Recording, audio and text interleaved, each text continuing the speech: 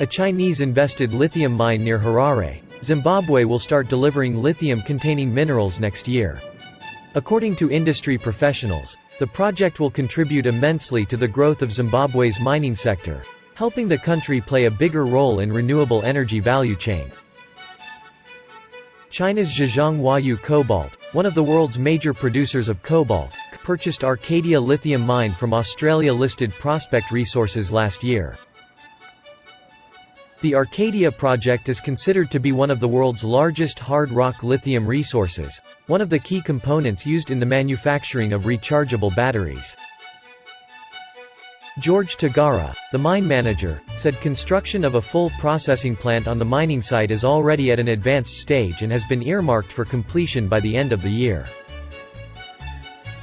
We are targeting to complete our project by the end of the year so that we can start commissioning and production at the first quarter of 2023. So, as we speak, we are on course to achieve that.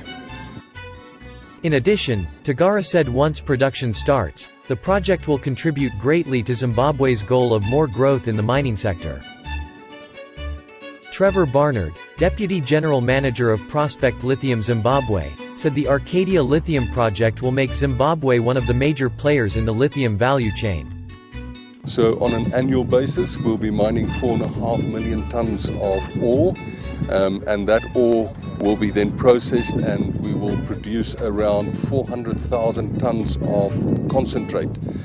That concentrate will all be exported. In addition, he said the Chinese investment will help Zimbabwe play a bigger role in the renewable energy value chain.